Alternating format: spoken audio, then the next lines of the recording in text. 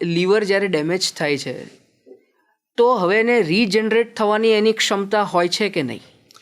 જી, liver એક એવો organ છે આપણા શરીરમાં જે રીજનરેટિવ કેપેસિટી જે કહીએ મેક્સિમમ એમાં છે. બરાબર છે. આપે ગ્રીક માઇથોલોજી, મને ખાતરી છે આપને તો ખબર જ હશે કે જ્યારે ઝ્યુસ જે ગ્રીક ગોડ કહેવાતા હતા એમને અગ્નિ ચોરી લીધી તો એમને અપોલો જે ગોડ હતા એમને બાંધી દીધું હતું એક માઉન્ટેન ઉપર, અને એમની સજા એ હતી કે એક બાજ રોજ આવીને એમનો લીવર ખાઈ જશે. બરાબર.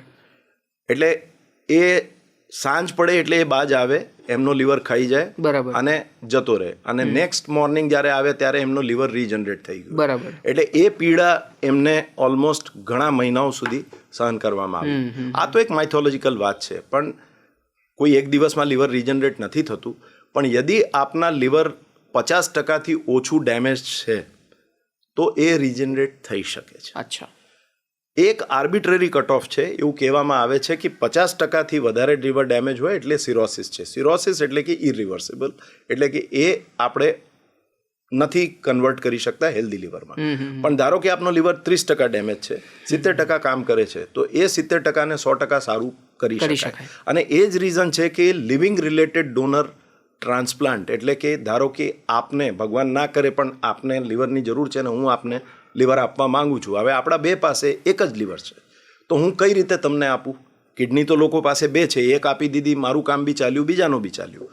પણ અહીંયા શું થાય છે કે લીવરમાં 8 અંશ હોય છે. એ 8 અંશની પોતાની બ્લડ સપ્લાય અને નર્વ સપ્લાય છે. એમાંથી 2 કે 3 ભાગ કાઢીને દર્દીને આપવામાં આવે તો જેને આપ્યું એના 8માંથી 5 કે 6 રહી ગયા.